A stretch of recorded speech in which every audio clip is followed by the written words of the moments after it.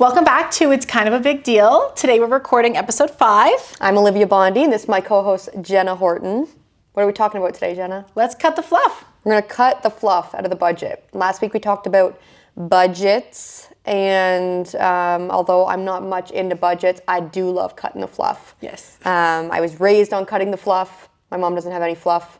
And we're going to implement some easy tips and tricks for you guys to look over kind of your spending right now and your budget and fine-tune it. Yeah, absolutely. So we're going to save my credit card trick for the end. Okay. Let's talk about, what do you think is something in your life that you're not good at that's on our list today? Ooh, returns.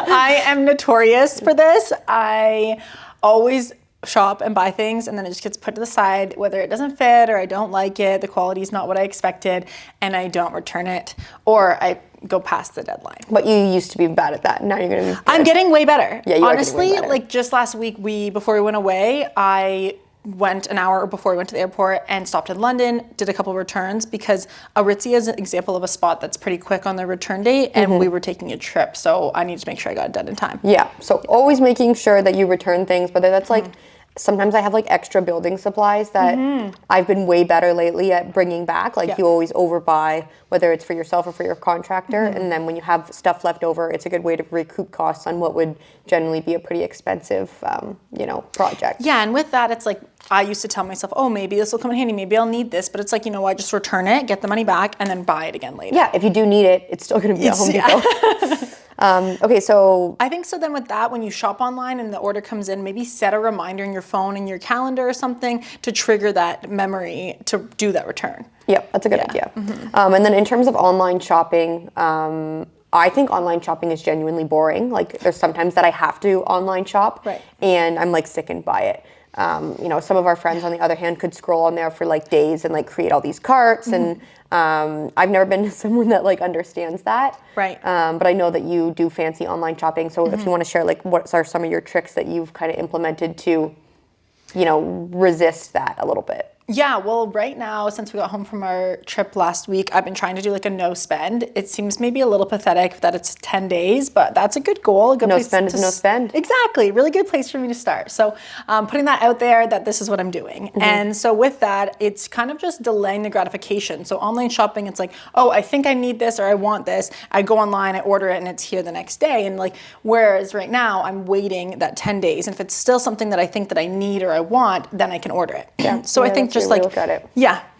And then Not I think impulse. it's important for people to unsubscribe from all of the crazy emails that we get from Sephora and Abercrombie and whatever, your soft spot Everywhere is. you go, they're asking for your email. So one, either don't give it to them when they're asking at the store, or then making sure you're diligent about unsubscribing. Yeah, and Apple has made it so easy for us. Like you used to have to actually like click into the link and like go and put your email in, whereas now you can literally unsubscribe at the top and it sends it to your junk mail. So it's just out of sight, out of mind.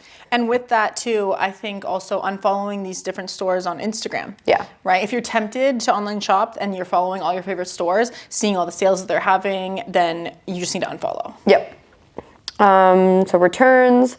One thing that I think has become a huge expense in the life of everyone, but especially young people, is subscriptions. Yeah. A few months ago, we went through in our household and literally cleaned up every single subscription that we had. Netflix and I guess Netflix was the first one, was targeted as like this like cheaper alternative to cable. But now that Netflix doesn't cover it and we have Netflix and Hayu and Crave and Disney and Prime. I literally had all of those. Masterclass, Sportsnet. It's like true. I didn't think about the sports. The sports streaming. ones are crazy expensive too. When you actually look at the cost of those every month, it's astronomical. Right. In a year, what you spend on subscription services. And that's just talking about TV.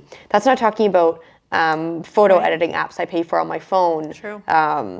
Business like subscriptions, Canva, like all of these different subscriptions, they can, come out to hundreds of dollars a month and thousands of dollars a year. And they can just go so unnoticed. Like they just slip our minds. They come off our credit card and we don't even notice them. Yeah, absolutely. And because, they're like low dollar values. Yes. So I went in this morning, I got a charge from when we were away, I downloaded an app, and then I got a charge on my card, and I went in, and like Apple's also made it so easy to cancel these subscriptions. Yes. So you just go into your phone, I'd swipe down, I didn't know where to find it, I type in subscriptions, and then it shows all of the ones that I have, and ones that were renewing. So I went through and I canceled all of them. Yeah. And even if I do need them in the future, I like to set them to cancel so that if I need them, I have to Yeah, you have to agree auto to renew. Yes, right? exactly. Versus paying for another year of Lightroom or whatever that is that I need for my business. Something for me that actually just reminded me I need to do is I've recently saved money on flights by signing up for some type of subscription with like Frontier Airlines or whatever. Yeah. But then that in a year from now will come back and charge me again for another year. So just once again, setting reminders on your phone if you do sign up for these things. If you can't cancel it yet, then Canceling it ahead of time. Yeah, that's a good idea. And then in terms of other like memberships and subscriptions that we have in our lives, I know, everyone has a gym membership or two, and there's so many people that have these gym memberships and don't use them. Right. I think I was listening to the radio the other day, and in the States, they were saying that you have to go in to cancel the subscriptions for the gym memberships, which is bullshit, I think but whatever. That, a friend of ours is actually still paying for her gym membership in London where she went to school because she doesn't want to have to go drive down there and to cancel it. And it's like probably, like $50 a month. Right. It adds up. It adds up. So, be true to yourself. If you have a gym membership just to make yourself feel better, but you don't use it, cancel that gym membership. It's a waste of money. Take that money and invest it in something else that makes you feel good. Exactly. Yes. Or then just change to a budget gym. Yeah. Right? Because there is different cost variations for gym memberships. So if you do have a gym membership and you're not using it to its full potential, then go somewhere cheaper. And I think people get sucked into that too, though. Like, you know what I mean? People are like, oh, I go to Planet. Like, I have someone that I can think of that goes to Planet Fitness, has paid for their $10 membership for 2 years, and has never been. It's like, it's only $10 a month, but how many things are we doing in this life that's only $10 a month? Yeah, and it adds up. Right? Yeah, and that's kind of like, like that's just fluff. It's like, oh, Netflix is only $10 a month. This is only $10 a month. Yeah. And looking at your budget and looking at your overall expenses to cut the fluff and to really fine tune that, we need to challenge ourselves in all of these different categories to really maximize on what we have left to play with or to invest at the end of the month. Yeah, yeah. This is like kind of a hot take here is the like Starbucks. I know like we calculated the other day, like the cost of Starbucks, if you went to Starbucks every single day for the whole year, I think it was like $2,000 or something. Like it was not a huge amount of money. Right, compared to Tim Hortons.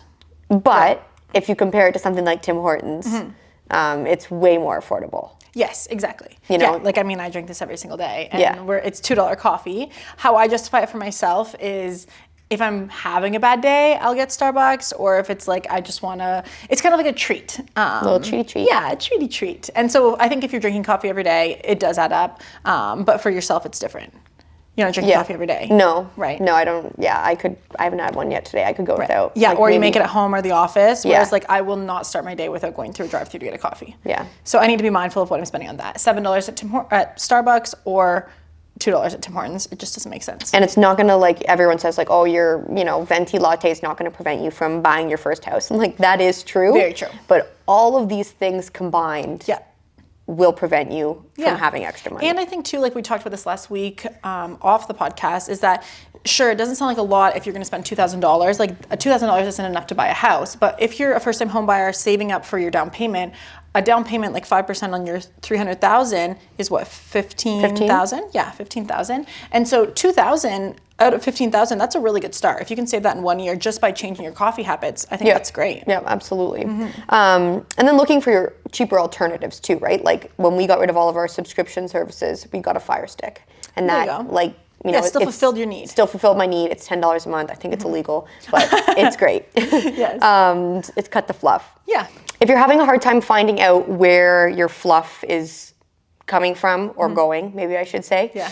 A trick that I use every single year is to download my credit card statement, the year in its entirety, and then sorting that category by category.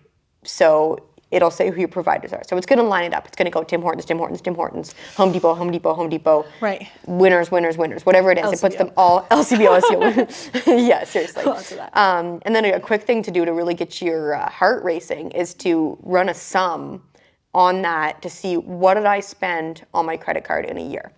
Right. For me personally, I put everything on my personal credit card and then everything on my business credit card. Right. So I don't use my debit. I use cash, but very, very minimally because I find it's something that I don't track and then it doesn't really matter. Feels free. Yeah. Yes, exactly. So looking at all of those categories and then adding them up and seeing where is, what things are making a difference or what things could make a difference. Yeah. Is it Starbucks that's eating up my budget? Is it eating out? Is it my subscription services? And where can I really fine tune those? And you can even do it for last year. It doesn't have to be like at the year's end or even only last March. month, right? Yeah. Just to see kind of where your money's going and where you can really fine tune that extra fluff to give you more money to play with. Yeah, and I think that goes back to last week's episode where for me, I'm doing that every single month and that's a manageable amount of time for me, whereas for you, you like to do it annually. Yep. And I think too, if you're looking at a year end, like a lot of us kind of slow down and work or we have some time off between Christmas and New Year's. It's a really good time to sit down and do like an annual yearly review. Yeah. Yeah, so I think that's a good time to print off that credit card statement. And I think our homework for our listeners right now would be to write down a list of all the subscription services you have. Yeah. Every single one. The ones on your phone, the ones like gym memberships are included in that. Anything that renews every single month, including your phone bill, internet, all of those things, write those down and just look at them and say, is there any of these that I can get rid of? Yeah, or I could shop around.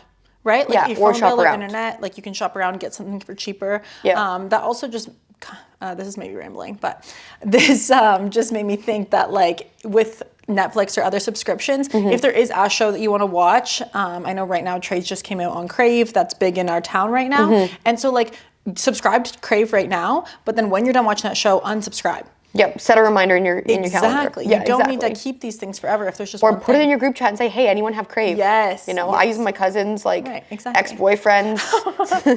I still Thanks do for that. Yeah, thanks for that. And it's easy to be able to get on those things and, unlike Netflix that caught on to us. Yes. A lot of these other companies haven't really enforced these VPN tracking rules yet. There's just so many creative ways to cut the fluff. Cut the fluff. That's it. That's all. Cut the fluff. I cut the fluff. Yeah. I waxed my own eyebrows this morning. Oh, there we go. I should have got them done, but I was like, I can do this myself. Yeah. They don't look that bad. No, we're good. You did a good job. Thanks. I cut the fluff. Okay, that's all for this week. Sounds good. See you guys next week. See you guys next week.